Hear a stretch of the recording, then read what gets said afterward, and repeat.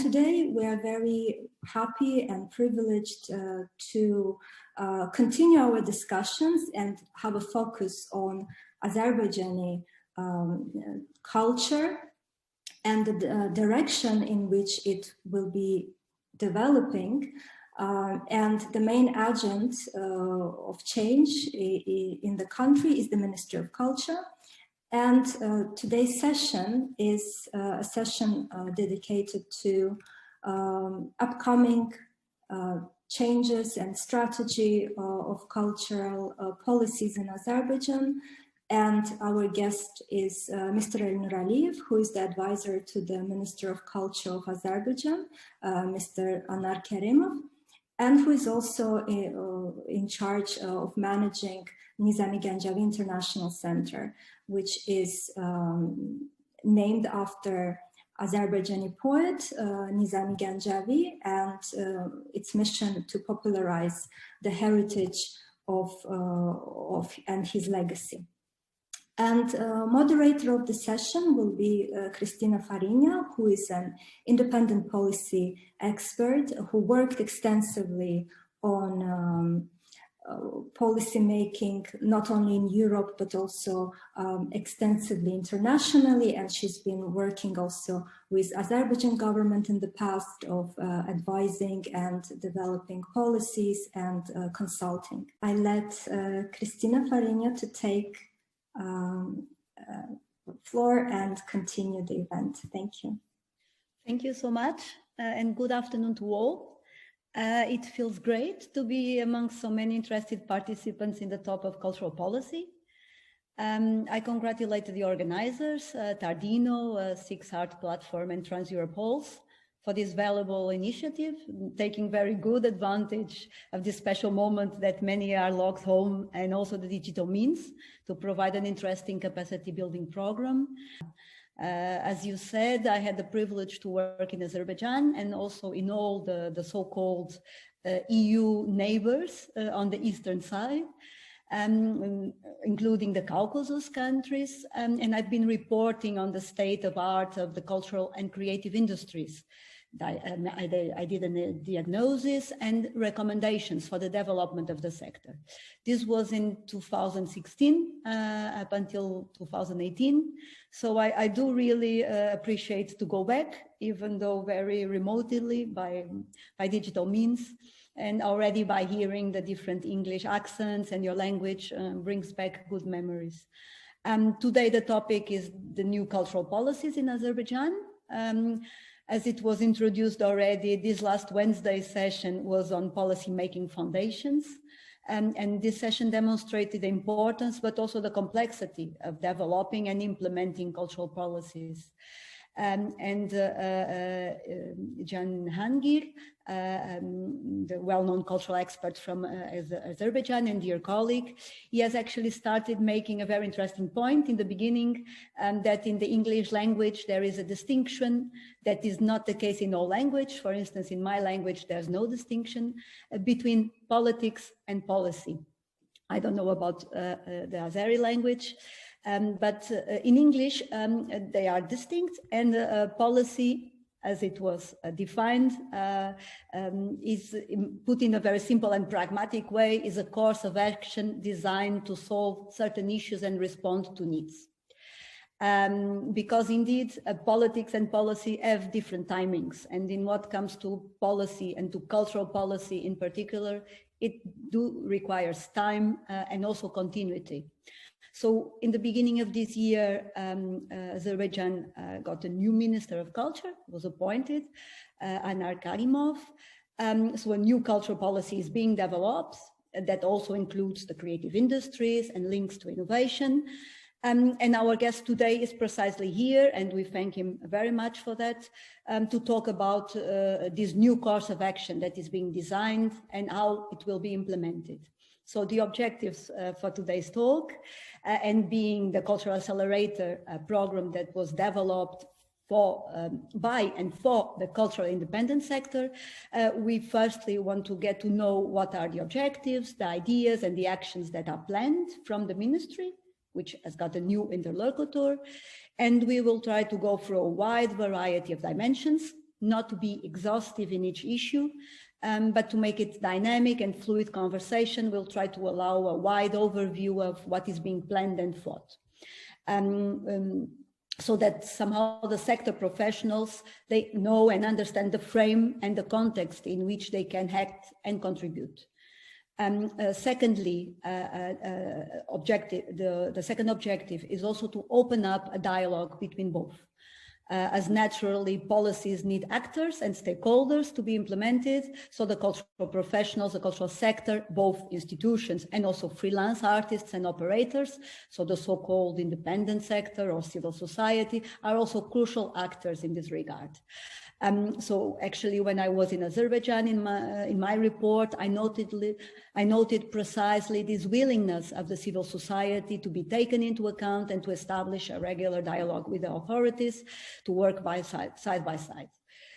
So that's also why we are here, and this is also one of the objectives. So we have around or up to 90 minutes altogether. So we're supposed to finish maximum by 4:30 Baku time, 4:30 p.m. I would propose also to start introducing questions coming from the audience very soon into the conversation, not let them only for the end.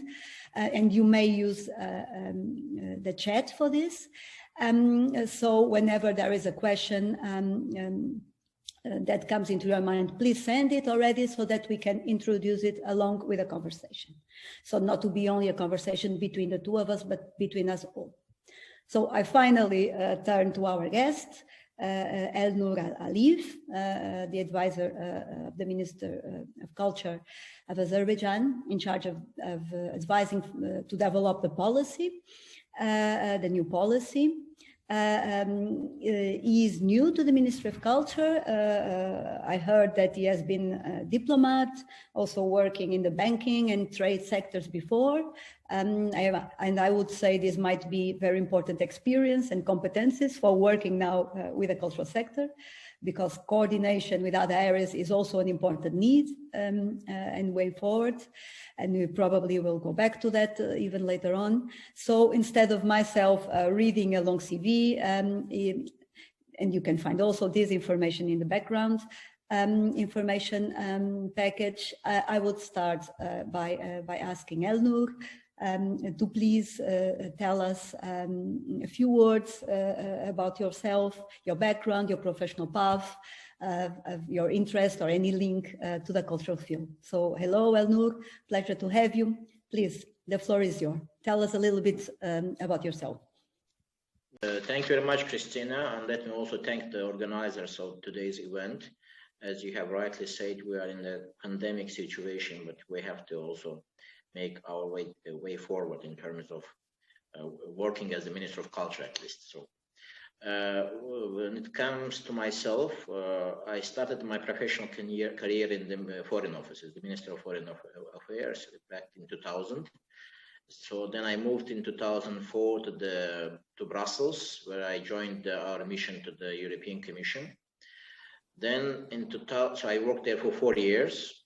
In 2008, I left the government as I have applied and was admitted to the Islamic Development Bank based in Jeddah, where I worked almost 9 years, up to 2017. So I spent 9 years working on different type of projects. I think this is a very important part of my professional experience. Basically, I was exposed to very interesting projects, and some of them even included the cultural aspects of it. And I have to add that also it was in the finance or it was in diplomacy, but that was international exposure. So all along this career path, I was exposed to different type of nationalities, different cultures, and as whether I wanted it or not, I always was representative of Azerbaijani culture. And then it was, I will come back to this issue later on. So in 2017, I was offered the position of the trade representative of Azerbaijan to the Gulf countries, based in Dubai. So I moved in 2017 to Dubai. And in the July 2020, I was offered another position in Azerbaijan, which is the CEO of the Nizami Ganjavi International Center. That's why I moved from Dubai back to Baku. And later on, I joined the Minister of Culture as you have said, as advisor to the minister. This is my professional path in brief. Education-wise, I did my bachelor and master's in Baku in the State Economic University. Then I did my MBA in Manchester. So I also did postgraduate in the political sciences in Brussels. Okay, thank you. In a very informal note, for those that are not from Azerbaijan listening to us today, would you be able to reveal to us what are the main assets of your country, cultural-wise, your favorite spots or landmarks in terms of arts or heritage or nature, so that we know a little bit more about yourself? You mean as a country? Yes, yes. In fact, I believe Azerbaijan, we are always bragging in Azerbaijan that we have 9 climatic zones of the 11 existing in the nature. And even from my personal experience, I can tell you that the climate and the geography shapes, molds, and affects the culture in a very important way.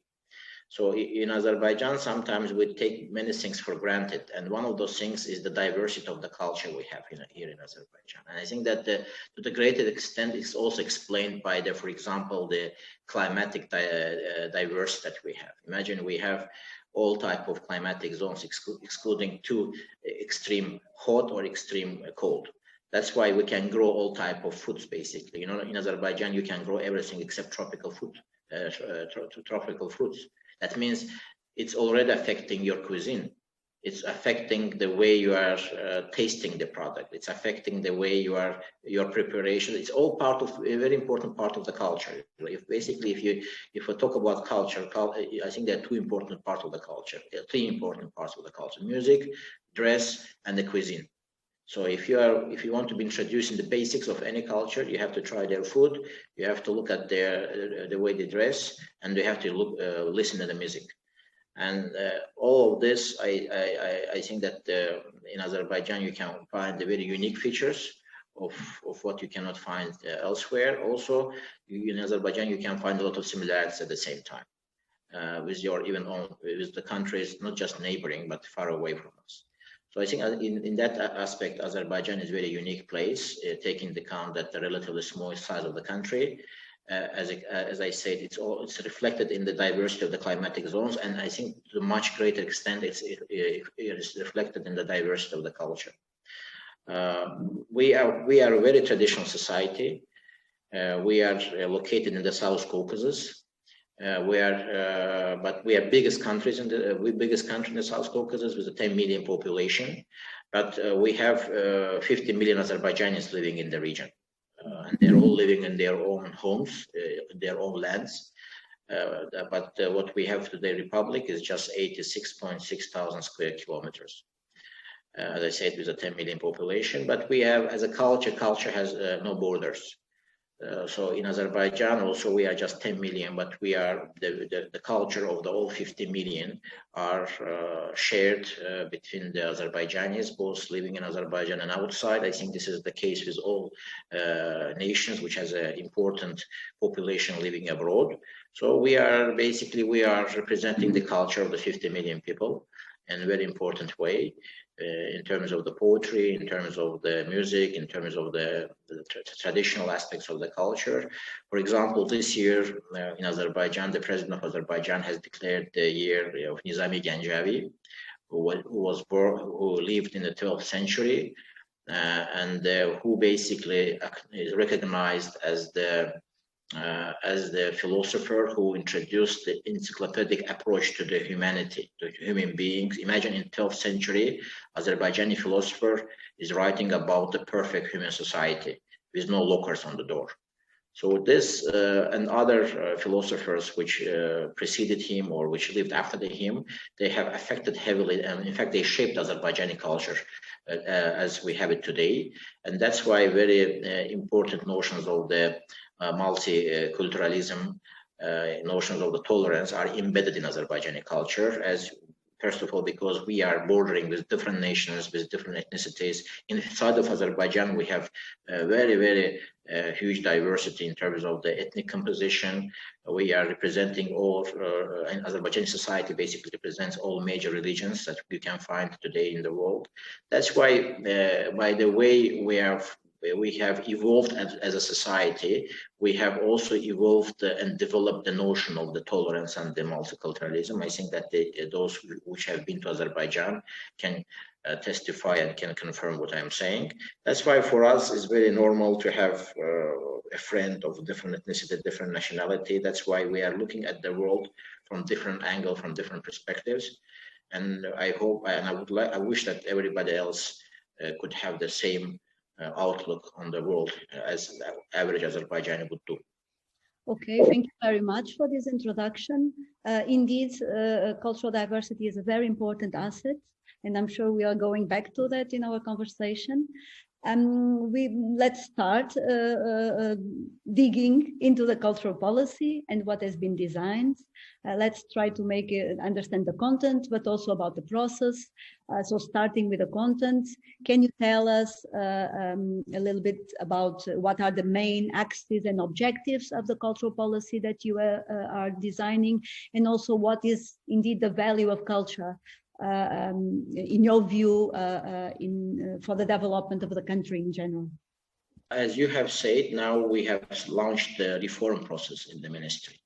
And the purpose and the goal of the reform process is to convert the ministry of institution which is managing the cultural assets into the institution which is managing the values, which is propagating the proper values, which is instilling in the society right incentives in terms of the behavioral competences. So this is our overall approach to the new vision of the ministry. And in order to achieve this, now we're working on the cultural strategy, or the strategy of the culture. And the main focus of this culture is the human being. Is that we want to have our members of our society to share the culture which will enable them to be competitive, which will enable them to be competitive globally, but still representing the Azerbaijani culture. Because we believe that the Azerbaijani culture, in its roots and the values it represents, have very important features which can enable any human being to be competitive globally.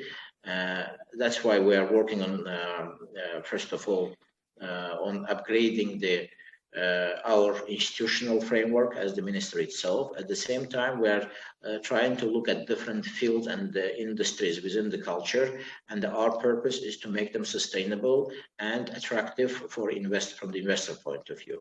Definitely, we don't regard or don't approach the cultural industry as a commercial in terms of approaching it, in terms of prioritizing it. Our priority is not that we have to focus on those which are commercially viable, but we have to look at the opportunities when the cultural industry or the cultural activities can be monetized. At the same time, not forgetting that the priority is to spread the proper values, is to spread the culture, and to make sure that the culture works for the economy.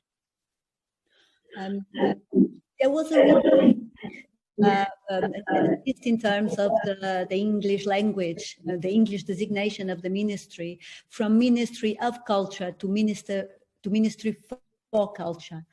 What does this change means in terms of precisely the change in actions and policies? I suppose this is not only about the marketing. So what has actually changed from the previous proposal?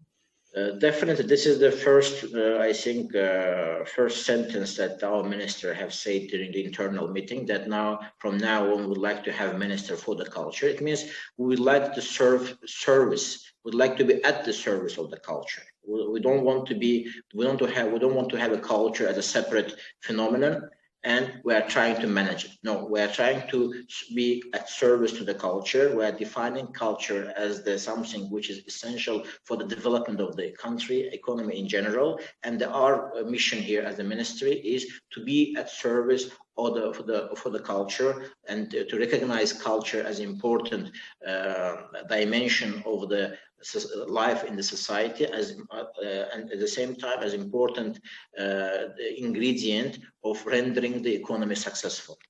Mm-hmm. Is this the new policy that you are working on? Is it already ready or approved? Will it be published? Will there be any consultation moment, for instance, for potential adjustments or monitoring? How is it in terms of the process? At the moment, we are, as I say, we are at the stage of the drafting this cultural strategy. It's a very complicated document, taking into account the complexity of the culture itself, the diversity of the culture in Azerbaijan, taking into account also that we have different terrain. That even diversity of terrain explains the diversity of the culture in Azerbaijan. Also, very important to note that we have just recently liberated the occupied lands, as you know. So there's a much broader approach to the culture in our paper. It's still we have a draft, let's say, which is almost very close to the final version. Now we are working with the experts from outside that we have invited to help us in the drafting the document. At the same time, I have to note that there will be separate concept and even separate strategic papers apart from the general strategy paper on the culture. We have identified the priorities in the document itself. So the first priority is definitely the human capital. We would like to contribute to development of the human capital in Azerbaijan. Important priority is the supporting the creative industries. Another priority is which is very traditional, which as I've mentioned earlier, is managing the asset itself, because Minister of Culture has a lot of assets in its balance sheet. The third priority is exporting the culture.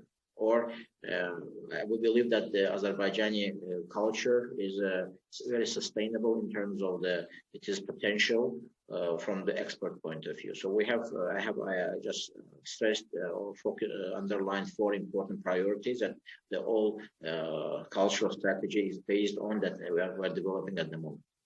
Okay. Would you say there will be any moment you can open up and a discussion with the sector itself? We have already received some questions by email yesterday and the days before. And in these questions, I also noticed, and which is the same as I felt when I was in Azerbaijan, that the professionals working and the operators working in the sector, they are very willing to be able to contribute and to discuss with you how to put forward and how to develop the sector. Would you say there would be any moment you can discuss this draft, this document with them at any point? We are already engaging the professionals, the independent professionals from different fields. This is an ongoing process. We are on different dimensions of the strategy that we are involving the specialized unions. For example, now on the cinematography, we have developing the strategy, separate strategy on the cinematography. We have conducted the rounds of the discussions with the representatives of the industry, specifically with the unions of the cinematography, with the different groups. So this is part of the already process that we are doing. Okay, and now when what comes to the implementation, once the document is finalized and approved, what would you say is the role of the Minister for Culture in implementing this policy, and how can it work with the cultural sector to implement it? First of all, we have to understand that the culture is the responsibility of whole society. And I don't think that there is a single ministry which can single-handedly promote the culture, and that's why we're going to heavily rely on the support from the society, from the, as I say, professional unions, and at the same time, this is something also to be shared within the government. This is how we perceive our new task, because, as I said, we're identifying the culture as a much broader phenomenon rather than managing the fine arts, for example. And then definitely there will be different opportunities for implementation. Some of them will be done by the ministry itself, but at the same time, what we'd like to have, as I say, our purpose is to make the sector attractive for the private participants, both commercially and those which would like to realize themselves in this field due to different motivations. But mostly, I think that our purpose is ultimately to arrive at the stage when the cultural sector will be sustainable, or at least will be much more independent as it is today, for example, from the government financing point of view. Mm-hmm. You referred that you have been already engaging with professionals or their representatives in terms of understanding the different fields. What do you consider being the main needs and challenges of the sector? I mean, and there are different needs. So on one side, there's cultural institutions that certainly have different needs also from the independent sector and the civil society. So how did you diagnose this, and what was your impression from these needs and challenges? Definitely, we have to understand that many institutions within the cultural field, they have been inherited from the Soviet time, which is the case across many post-Soviet countries. Unfortunately, many approaches and attitudes also were inherited from the Soviet time, and what was happening during Soviet time is that all industries were financed solely by the government. I think that this brought a culture of reliance on the government spending or the government financing, and this brought up a perception that this is normal, that all type of the cultural activities shall be 100% financed by the government, and this in its own turn, I think, led to into a different direction when the people were not trying to be self-sustainable from the economic point of view, but they were trying to prove to the government that they require or they deserve the financing. So this is, I think, very important part of the mentality when those participants in the cultural field, which can be profitable, for example, they should seek their own independent path of being profitable. This is one side of the story. Definitely from other side, there is some tax issues, for example, taxation issues or the custom tariffs, which can be reconsidered so that to enable better development of the cultural activities or even the industry itself. There's a very important part, a missing part of the institutionalization of the participants in this field. For example, one of our priorities is to help representatives of a specific industry to come together, to create an association and to be more powerful in voicing their concerns and raising their issues. So this is part of what we are doing. We're trying to organize different different representatives of the industry. At the same time, definitely, as I said, the financing, the cultural activities sometimes require financing, and sometimes it can be based on the commercial incentives or alternatively from the government budget. But what we are looking at, that we are for the next coming year, for the couple of coming years, even those budget financing that we are planning at certain stage to arrive at the point when there will be, even for those projects that they were financing at the moment, that in a couple of years there will be no requirement for financing. So this is very specific projects. For example, this relates to the cinematography, but at the same time recognize that there is some players in the market or the participants of the market which will require financing in order to make this type of culture activity sustainable. So there are different approaches of depending on what type of the dimension or the field in the culture we're talking about. You have talked about already several important issues.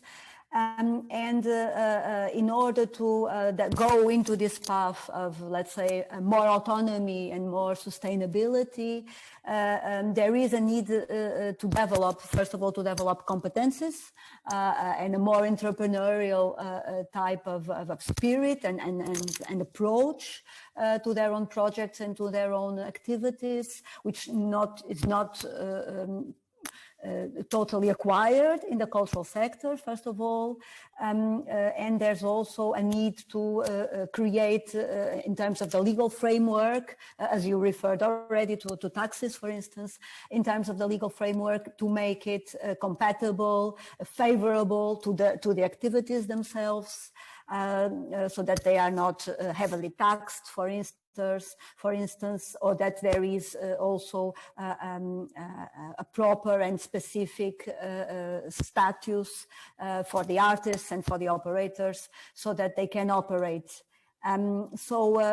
This is a big task indeed. And on the other side as well, and you also referred, not all not all activities, or at least when you're talking about more the contemporary creation and that needs research and needs exploration, there will, I would say, be certainly a moment that they will need a support from you, from the state, or from private support as well, in order to be able to explore, to research, and to propose also contents that are not so let's say, conditioned by the market. How would you say that you can work precisely with the sector in trying to develop the competencies, for instance, to start up? Because this is, as you said, complex and touches many different issues. So maybe starting with the competencies that are needed. Do you have any plan to be able to develop these competencies in the sector, and also for the cultural institutions? This is very important dimension of what we're planning to do. For example, I mean, trainings, for example. I think that we were already introduced free trainings in the field of cinematography, because this is one of the most promising industries that we have, and this can also justify the investment in the international investment. So we have started as the ministry, so one of our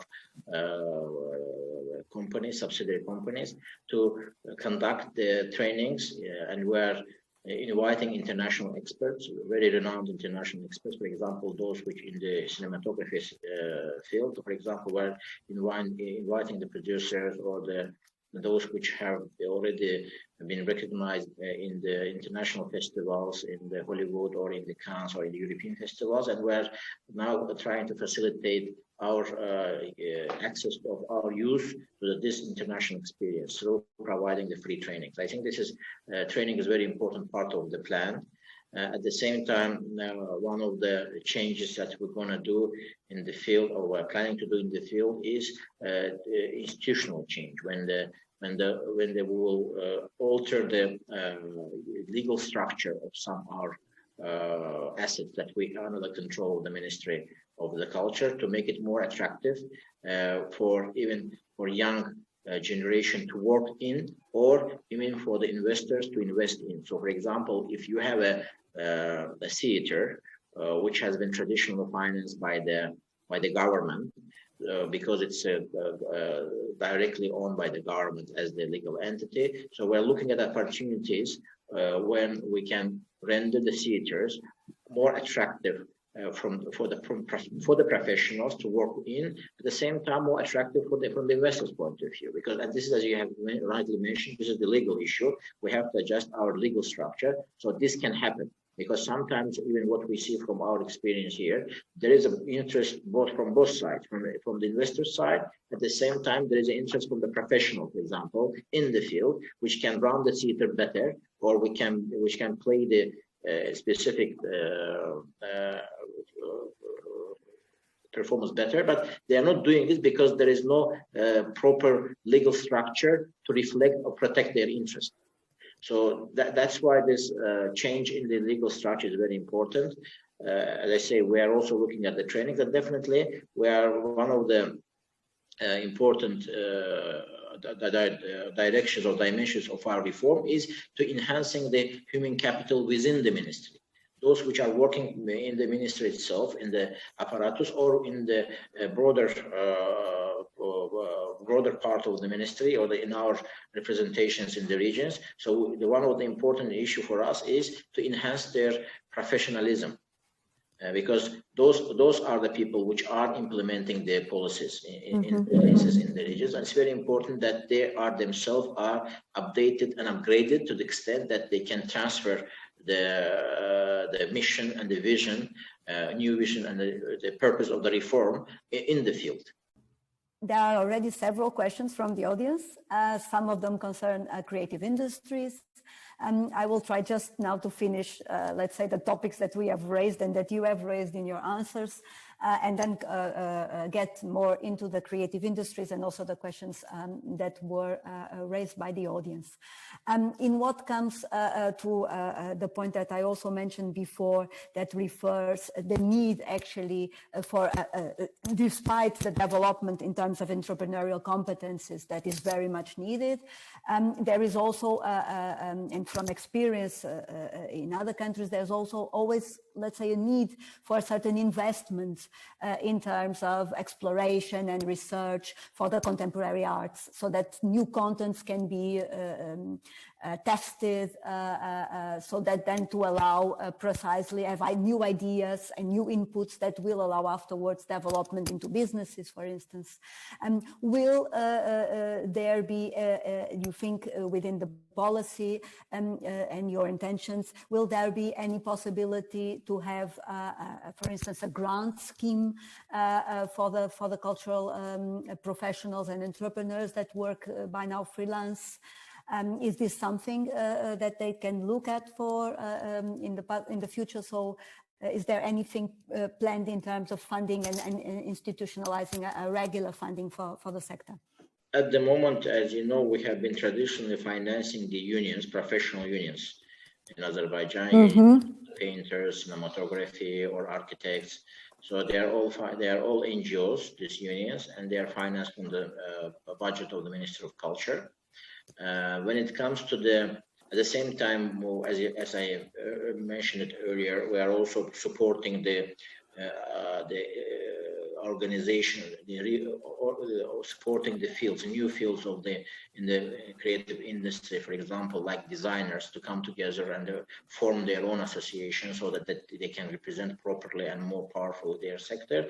But when it comes to the financing itself, we are looking at the opportunities when we can provide seed financing or the financing at early stage, but not type of financing when the specific activity will be solely dependent on ourselves. So we are looking at opportunities when we do the initial financing, but with this financing can generate further investor appetite along the path. So this is very important.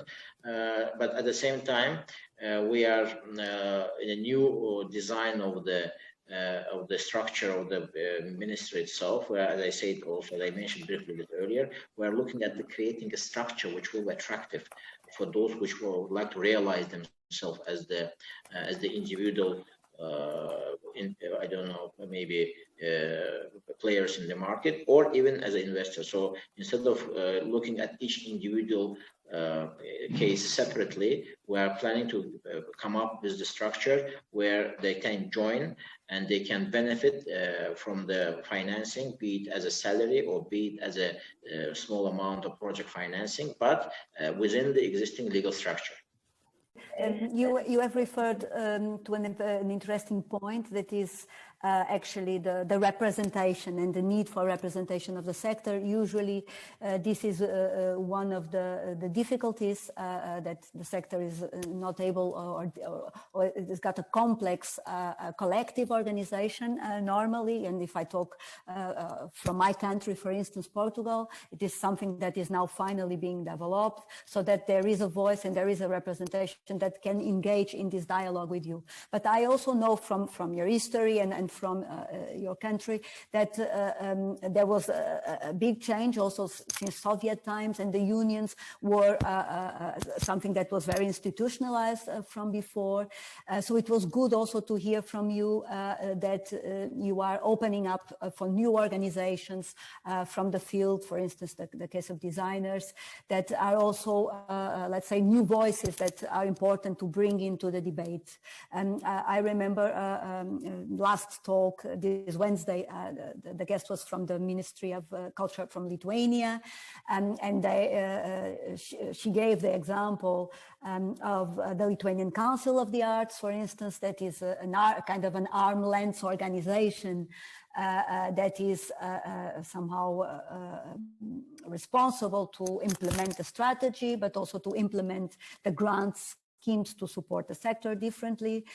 In the program, there was also a guest from Croatia that was bringing the example of the Cultural Nova Foundation, also a foundation that was charged of promoting civil society in the fields of contemporary culture in Croatia. And this foundation was actually funded and it is supported by the state and the Ministry of Culture of Croatia. So these are just, let's say, two examples. And of course, Azerbaijan will find its way in order to have a kind of an institutionalized form to implement the dialogue and also to put forward a transparent and regular, let's say, relationship with the sector in terms of the funding, for instance.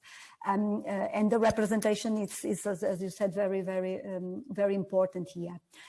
There's also some other point I would like to touch before going forward for the cultural industries, that is, and we can't avoid it, it's the present pandemic. And the present pandemic was very severe and impacted very hardly on the cultural sector, that had actually to close doors and stop all operations. And also we know that the sector is already fragile, it's got a fragile situation normally. Therefore, also the need to improve their competencies on the entrepreneurial side. So was there or is there anything previewed in terms of responding to the pandemic and to this crisis and giving support mechanism, new support mechanisms to revitalize the sector after, during and after the pandemic? The cultural sector is the one which is the most affected by the pandemic because of the ban on any type of the public gathering. And as you said, specifically for those which is that was the only income source of the income. What has ministry done? We have tried to finance the salaries of those, for example, cultural enterprises, which was not previously under the government financing for a COVID period of time. At the same time, we have conducted the online events, trying to help them to sell their product of their creativity on online basis. We have also conducted some type of competition and this award mechanism, but definitely it's very difficult to cover all participants because it's a quite big industry itself, and because the ministry itself has a limited budget and some significant amount of the employees itself. It's that, as I said, the COVID affected all participants of the economy, but we, as I said, at least we tried to come up and maintain the minimum income through paying the salaries in the enterprises. I have here an interesting question coming from the audience that actually it can be an interesting conclusion from what we are talking about. It says that there is an interesting experience being implemented by the Ministry of Culture of Austria. So it brings the example of Austria. That is a kind of a department for evaluation of policies that also involves the civil society system. Would you say that it is realistic to apply such model in the frame of the Ministry of Culture of Azerbaijan? Definitely. As I said, we are basically looking at the opportunities when we will restructure the legal field of the legal status of some entities or enterprises which used to be part of the directly part of the minister itself. So we are and the basic that, let's say, most popular solution that we can see now is the setting up the public entities. And the public entities, they will be different from the current status of the many assets within this industry. And in the management structure, and this is already, for example, suggested by us for the cinematography. And for example, we are creating the Azerbaijan cinematography agency. And in the government, in the management structure, we will have the board of the which will have in its composition representative of the from the industry, and it will be consultative board, and they will be part of the structure of the new entity. And this same pattern we're planning for different type of the fields, for example, for the theater and for the all basically assets. We're going to come up with a new management structure, new legal structure, which will have embedded inside of the new the organizational scheme the independent consultative body, which will represent the experts, independent experts from the field.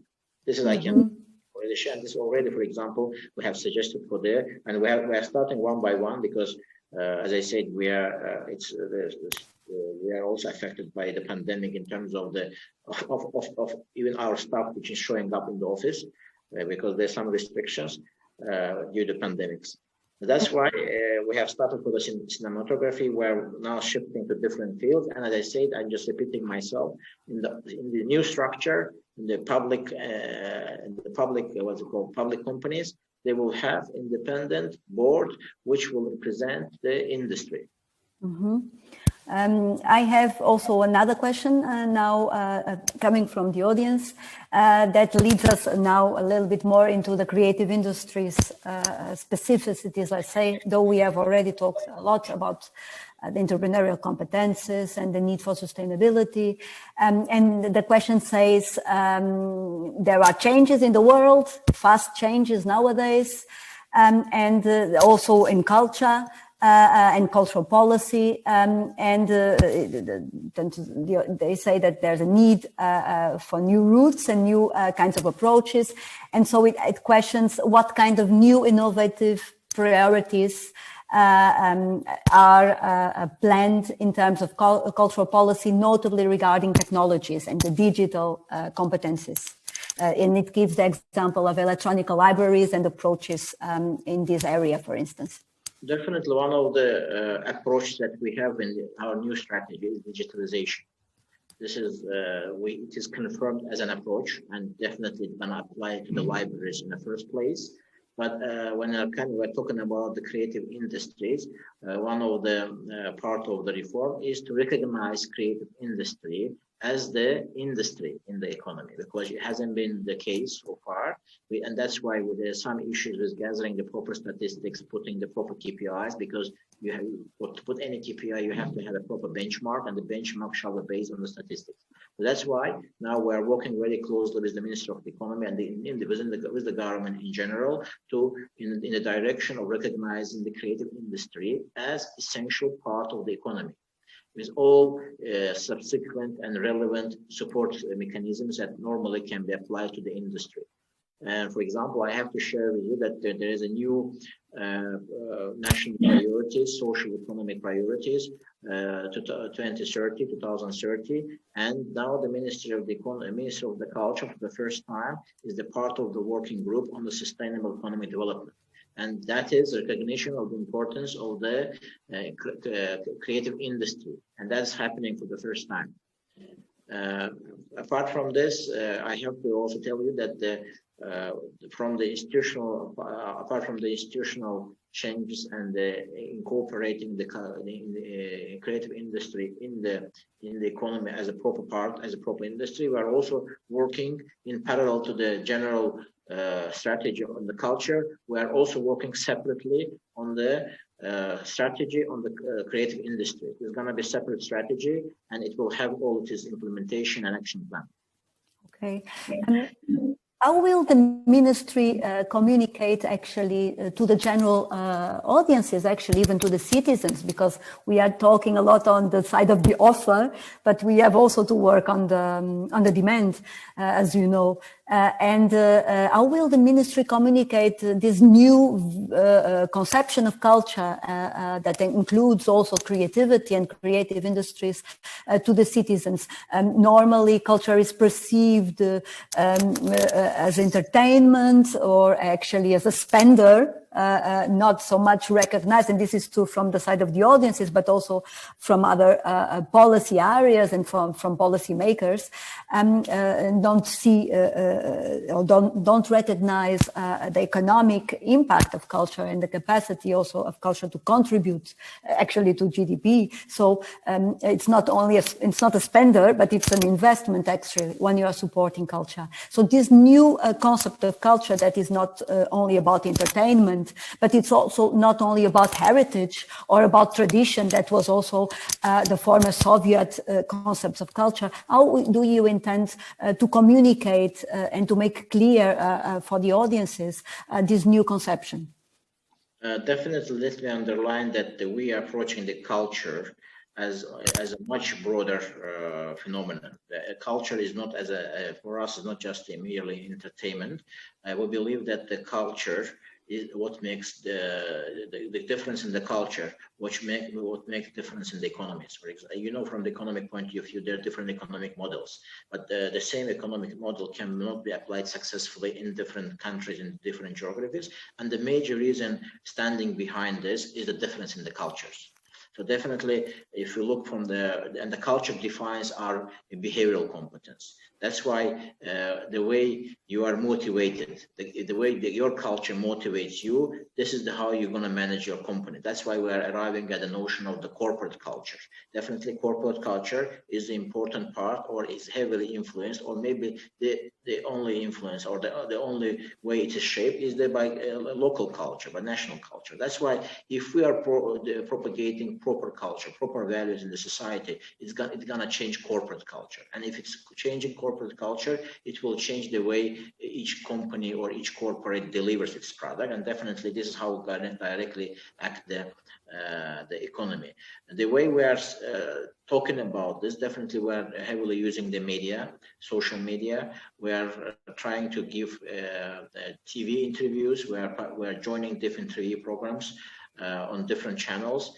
And I would like also to mention that just recently we have launched the new concept, what we call behavioral culture, concept of the behavioral culture. And the purpose behind the concept is to come up with the traditional values of Azerbaijan that now at the moment we can derive from different sources, historical sources, from literature, from the poetry, and at the same time we're looking at the competences which will be required in the global labor market in 10 years and 20 years. So we are, through this exercise, we are trying to match those traditional national values of Azerbaijan and those competences which will require in the future, and we're arriving at the cross point when where this of those values which are going to match the competences, and we're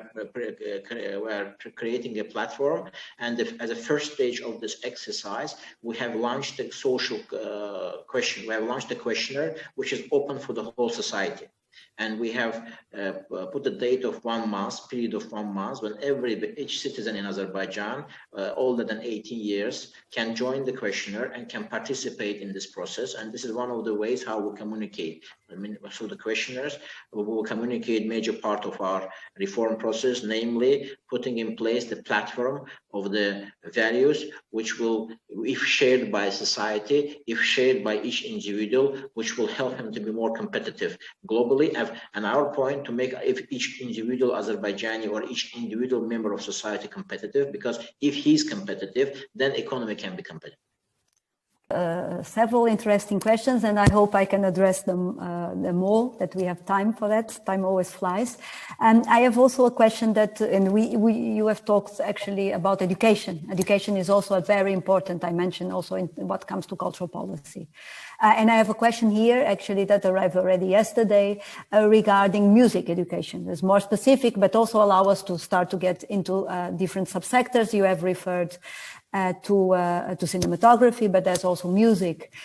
So the question is, what innovations does the ministry envisage in connection with music education? Music schools, for instance, for children. So is education one of the priority issues for the ministry? Definitely, education is a priority because, as I said, we are focusing on the human capital. So the direct way of focusing on the human capital is providing proper education. And the musical education has been traditionally part of the ministry. We have musical schools, or the schools of the music, in different parts of the region, and this is we have inherited from the Soviet time. Due to pandemic, I think at the moment most of them are basically all of them have stopped their activities, but we are setting up a new entity which will give the new methodological support to the schools. As I said, we are also trying to upgrade the professionalism of our staff working in the schools. We are also engaging the issue is sometimes issue is our entities that due to the it's very difficult to attract foreign, for example, experts to come and work in this entity. So we're looking at the legal mechanisms which will motivate or give proper incentives for high professionals to join this institution, so they can translate and transfer their knowledge and expertise at the moment, I mean, which is required today in the market.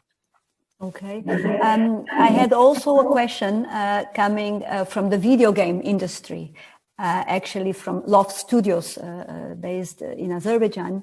And the interlocutor rightly argues that video games development industry revenue in 2020 was more than 180 billion US dollars. And I'm quoting the question, which is bigger than movies and sports sector combined.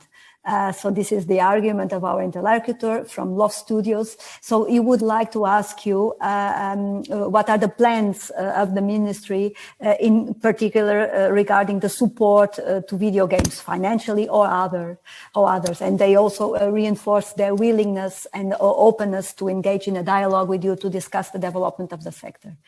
So video games, what is previewed?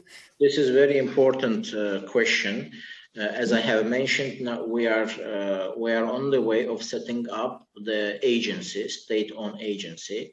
At least we have suggested this, which will deal with all audiovisual content, including the cinematography. Because and the advantage of having the agency, first of all, it will gonna have, because if you look at the ministry staff itself, we only have 140 staff members. All the ministry, just 140 for in the main apparatus, but definitely we have entities outside the ministry itself, which is basically located in different parts of Azerbaijan. But all these entities and enterprises, they have specific tasks. But when it comes to coming up with policies, coming up with the new strategies, this is basically the issue of the 140 people covering whole country.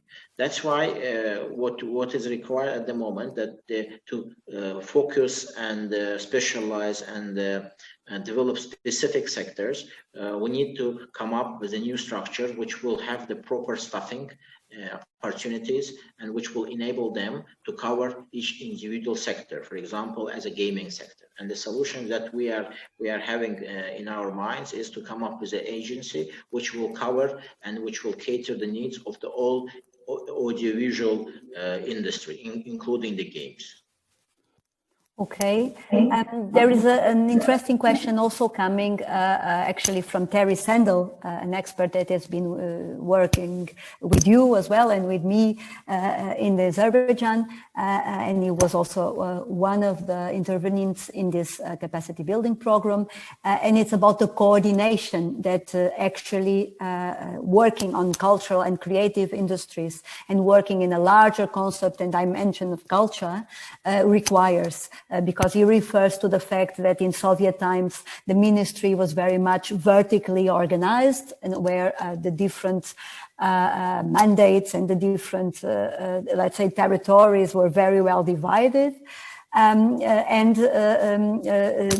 new vision and the new concept that you have regarding culture and cultural industries requires a close coordination between different policy areas, between culture and the economy, culture and the Ministry of Foreign Affairs, with education, and also other areas, tourism, social affairs, environment. So how do you intend actually to develop this coordination and this capacity to work more horizontally instead of vertically? Yes, this is a very important issue. I think that the coordination sometimes is the most important issue that needs to be tackled. And as I've mentioned, just in February, there was a decree on the national priorities for 2030, and within this decree, as implementation of the decree, there were identified different fields of that needs to be developed, including the economic sustainability, including, for example, healthcare issues, including the rehabilitation of the liberated. So that all the issues which are regarded as a priority for the next 10 years are part of this decree. And as implementation of the decree, the government has established working groups on each thematic working groups. Basically, the purpose of this working group is to coordinate activity linked to this priority between the ministries. And that's why, for example, now we are sitting, and an example is we're part of the working group on the sustainable economy development. So those issues which we relate to the economic development, which are basically major, mainly coming from the Ministry of the Culture, will be coordinated within a working group. And the same case for the rest of the issues. For example, we're talking about the healthcare issues or the healthy lifestyle. So that if we're talking about healthy lifestyle, so the role of the culture will be presented to the agenda of this working group, and then will be coordinated definitely at the level of the government. I would also like to address a question regarding the regional dimension. What is previewed and how to work with the regions and promote decentralization? What are actually the specific needs and challenges that are coming from the cultural sector outside of Baku? And how can these other operators also participate and have more accessibility as well to culture? Also, very interesting point, because Azerbaijan has, let's say, all our cultural assets are evenly spread, so they're not concentrated all in Baku. So you can have very interesting cultural sites in different parts of the region. And as of today, the way ministry has organized its job is we have regional offices in different locations, but these regional offices, they are mostly managing at the moment the policy and which comes from the capital itself. So they're not taking decisions in the region when it comes to the policy implementation itself. So the way we are looking at it and the way we are suggesting it now to the government is to have some decentralization at the regional level when there will be KPIs based on the specific region. Because today, even KPI system, it's a country-based, it's not region-based. So we are now working, and this is not an easy task, I have to tell you, we are going through a process where we can identify specific regional KPIs and identify the enablers which will give an opportunity those which are sitting in the region and those managing the regional centers to achieve those KPIs. And definitely, if you are putting a KPI, you have to give some, you have to also give them proper power and delegation of power so that they can achieve those KPIs. And I think that this is how we're trying to balance out decentralization in general. Very good. Maybe we can move on slowly also to internationalization, and And I have here a question that concerns actually some of the things you were saying in the very beginning, that is about promoting culture and also promoting the way and the vision of promoting culture abroad. So the question is, what is the purpose and goals of promoting culture? It says any culture, not just Azerbaijani culture, and who should to whom should Azerbaijani culture be promoted So actually, if I understand right, the question, why, will this promotion of culture be specific only to, and you referred, and it's interesting because you referred that Azerbaijani culture is about cultural diversity. So how can you promote this diversity as well? That is, as you said, as an asset, and I truly believe it is. So how can you promote Azerbaijani culture as a diverse, culturally diverse culture, and to whom do you intend to promote it? The promotion culture is very essential when you're trying to explain others who you are yourself. In order to understand Azerbaijan, I think the first thing you have to understand Azerbaijani culture, because unfortunately, even in our today's modernity, we have cases when there is a misrepresentation about Azerbaijan, and this misrepresentation have very bad. Sometimes we have very negative consequences when it comes even to some political decisions. And this does not reflect how Azerbaijani feel or how Azerbaijani look at himself and what is the reality in Azerbaijan. For example, recently, as we have liberated our lands and which are under the international law and the full jurisdiction of Azerbaijan, we have been facing some criticism as if we are somehow violating somebody's rights, and which in fact contradicts the reality. As I said, Azerbaijan is a multi-ethnic country. So there is no record of Azerbaijan of violating the rights of any ethnicity across all history.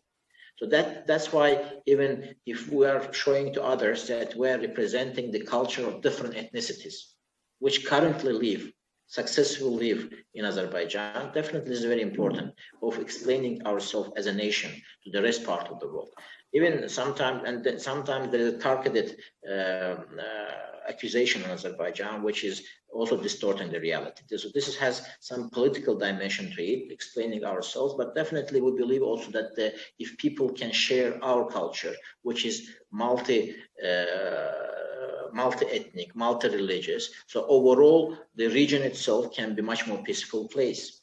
Because if we get the tolerance to others, which we preach here in Azerbaijan, I think that at least for those which have been here, it's very obvious and evident that in Azerbaijan there is a high degree of tolerance to different religions. So that's why one of the reasons why we're trying to promote our culture, because this is culture of tolerance. And sometimes what we see in international relations, this is something which heavily lacks in international relations. So one of the ideas of one of the reasons that we're trying to promote our culture is because it's a culture of the tolerance and diversity. At the same time, we believe that this is culture very dense, with very high and interesting content, which can also be monetized and which can also benefit our economic activity and our experts in general.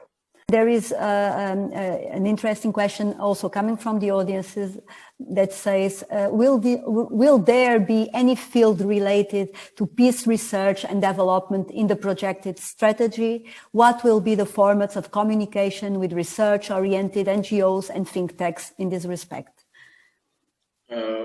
This is a very specific question, and we're at the moment we are looking at the broader aspects of the strategy.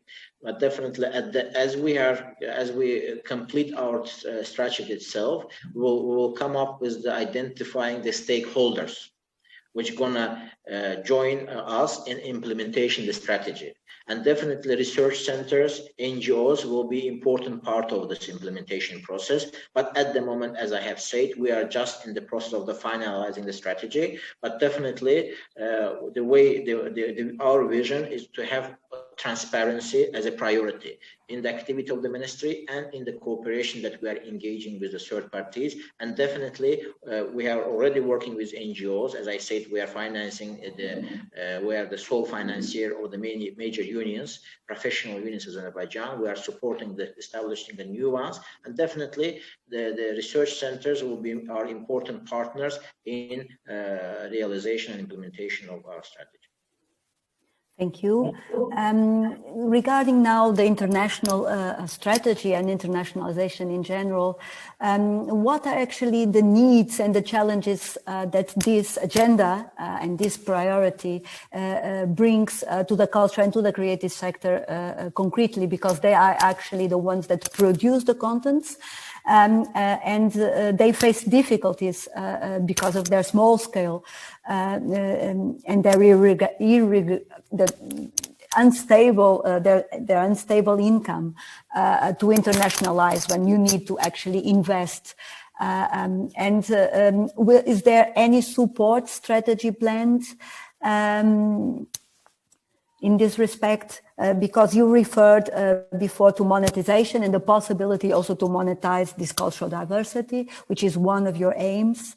But we also know, and I have here also a question from the audience that precisely refers to the fact that there are some limits to this capacity of monetizing and being able to make business out of arts and culture. So there is clearly an experience also, as I already referred, actually, that shows that there is a need to keep on investing in terms of experimentation and piloting. So also in what comes to internationalization, there is a need, at least in the first steps, and these steps normally are slow, so take longer, to support the sector in this process. So what are the plans regarding support to internationalizing the sector?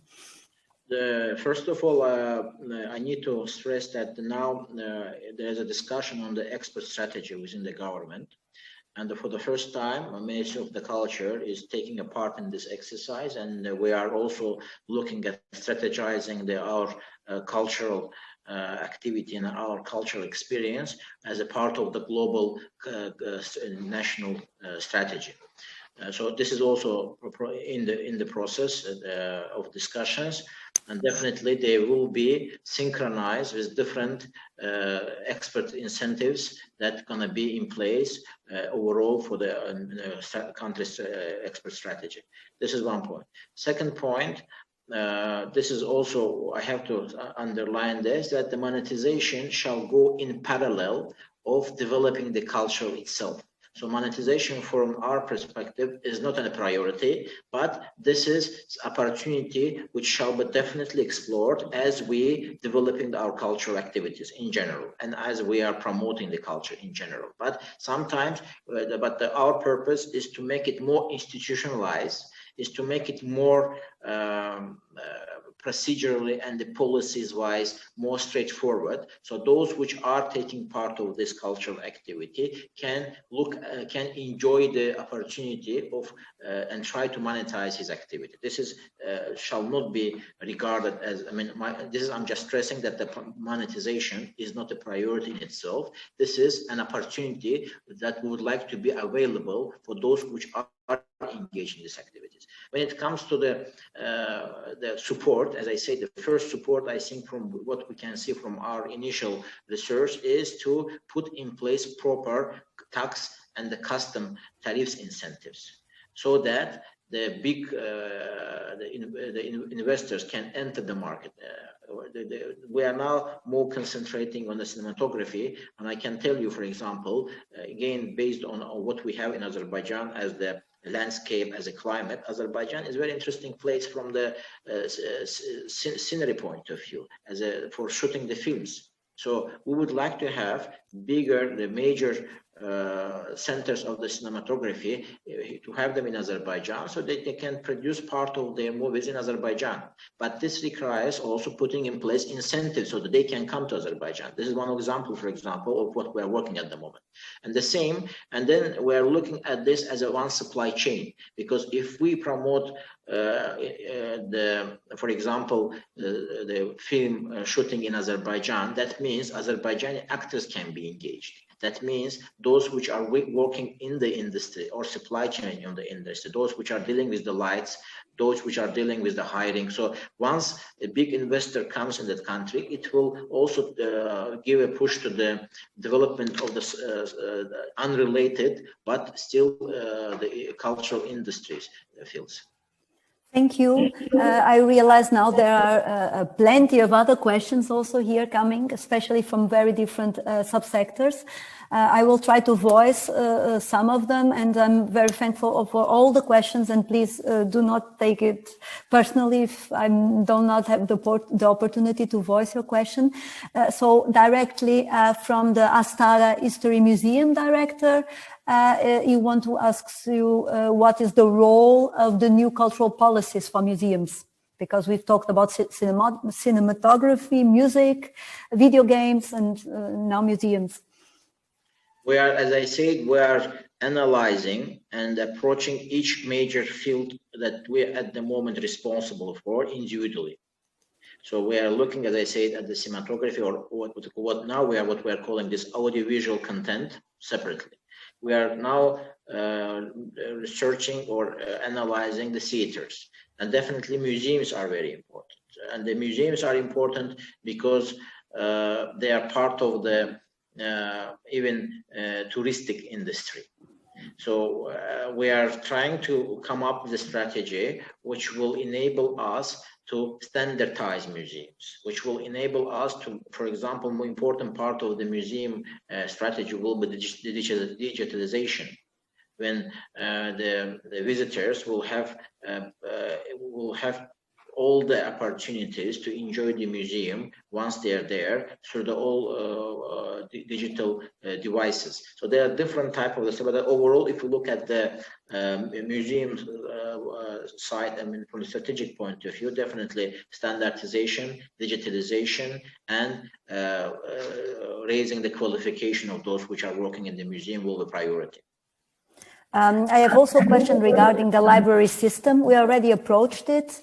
Will there be any specific plan for libraries? This is also a question coming from the audience. Libraries also, I mean, our approach to the libraries are very similar to the museums. Also, I think that the priority will be digitalization, making libraries available, and we would like to make libraries as a meeting spot in the region. So we would like, specifically those libraries which are in the region, we would like to make libraries as a center of the gravity of the cultural life in the region, and definitely the availability of the literature, and one of the priorities will be to adjust the content of the library to the needs of the specific region.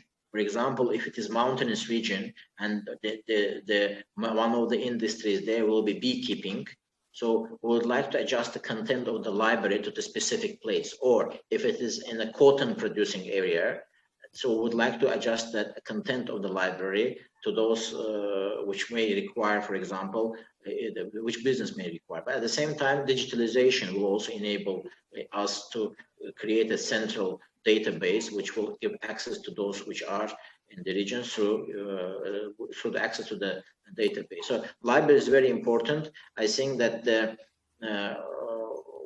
we are also working on the strategy, so we'll come up with the proper policy paper. We are reaching the end of our session. I still have here two questions that I think I'm able to voice before we have to conclude. You spoke again about the regions, which are and decentralization. I have here kind of a request, actually, more than a question, from Barda Regional Cultural Department. And they request or propose that you develop a survey to better understand the needs of the cultural and creative industries and provide also grants and support schemes to the regional development. So this goes in line, I hope, with what you were saying precisely about the need to decentralize.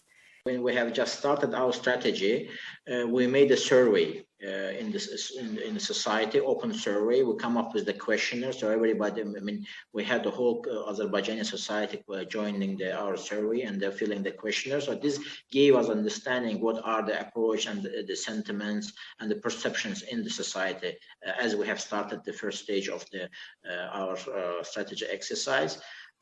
Definitely surveys are very important, and I think that the surveys at the places or at the regions shall be conducted by the centers, the cultural centers, but this shall be all orchestrated from the ministry itself, so that we have so that this data that we gather can be comparable, and so that we can build up upon those results. Okay, I would say that I will ask now the last question, again coming from the audience, because it is suitable for the concluding moment, because it concerns the implementation of the strategy. So some of the participants fear that the strategy is very ambitious, and how can it be implemented? So is there any implementation timeline, milestones that you would like to share with us? Yes, the strategy that we are planning is designed for 10 years. So there will be midterm KPIs. The major KPI would be at the end of the 10 years, we would like to have Azerbaijan as a recognized center of culture. But in 5 years, the target would be recognized center of culture in the region. So in 10 years, it should be a global center, one of the global centers, and in 5 years, we see it as a regional center. Definitely, it's ambitious, because I think that only by putting realizable ambition, because we believe in the strengths and the diversity of Azerbaijani culture. Implementation itself, I have mentioned earlier, this is, I think, the job of all society, because we are all bearing Azerbaijani culture, and we are all responsible for Azerbaijani culture. The role of the ministry is to coordinate proper cultural activity and introduce proper perception of the culture. And definitely it will be done partially through some trainings, partially through content creating, for example, because the content that we're going to finance from the state budget is normally financing some portion of the content in the cultural field. It should be part of the implementation of the strategy. But I think that the responsibility overall in implementation shall be in all society. But the Minister of the Culture role will be coordinating this implementation. And I think that we are pretty much motivated, and we believe that our culture and our history and our values deserve to be properly treated. And I think that if we stick to the proper values, we can build better economy and a better country. Thank you so much. First of all, to you, Elnur, for all this marathon of questions and answers. And thank you also to all participants and to all the questions you have sent. I would say each question and each answer would allow a debate of its own and in itself. So we would need a full day for this. So we had 90 minutes, and the 90 minutes are almost over. So thank you to all of you. From my side, it was a pleasure. I think we have a kind of an overall panoramic of what is being cooked or what is being designed in the Ministry of Culture. I'm hopeful that this was the first of a series of other encounters in between you, so that the dialogue may keep on and actually be formalized. so that there is a continuity, because indeed culture is a long-term commitment and it really needs a long time and regular conversations, I would say. I know that there are already plans for a next event to take place in Baku, but I will leave it to Asli. She will take the floor and will probably refer to this. So on my side, thank you very much to everybody. And all best for the policy implementation and also for your dialogue. Thank you, and also have a good weekend. If I may also conclude with 2 sentences, Asli. So I would like also to thank everybody, specifically organizers and those which are participating in our today's session. I think that today's session is just the proof of the new values that we have in the Ministry of specifically of the value of the transparency and the value that we would like to bring everybody into the play, and that the way we approach is the culture, that this is our common asset, is our common value, and we have to all cherish our culture. And when it comes to the Ministry itself, we are pledging ourselves ready to be coordinator of implementation proper cultural activities and the proper cultural strategy. Thank you very much, Cristina. Thank you very much, Asli, and thank you, everybody. I hope to meet you in the next session somewhere in the future, I understand, Asli. Thank you very much for today's event and the session. It was very intense, very informative. Last 90 minutes. We hope that it also opened up some gray areas for our colleagues about what to expect from the strategy and the development of the cultural strategies by the Ministry of Culture. We also really appreciate the fact that we were honored to ask these questions and have a very open discussion of so many variety of topics. And I see that we still have questions coming in. One of these questions that I now read is actually about how to, what are the possibilities for alternative spaces and those who want to remain independent in their work, but still would be very benefiting from getting ministerial or any government financial support. So what is the way of keeping the balance and how to communicate and get in touch with government institutions like the ministry? I could tell from my personal experience and the experience of Tardino 6 Art Platform, we've been in touch with the Ministry of Culture prior to presenting our program online, because we really wanted to understand how to develop cultural accelerator in a way that it's beneficial, not only to independent arts community, but also to cultural community in general, because still Azerbaijan is one of the countries where most of the culture is managed by government-led institutions. And for us, it's very important to have this dialogue and conversation. So if anyone wants to get to know a bit more about our experience, we are happy to share it. Unfortunately, the person who wrote this question remained anonymous, so we cannot really get in touch with you ourselves, so please get in touch with us.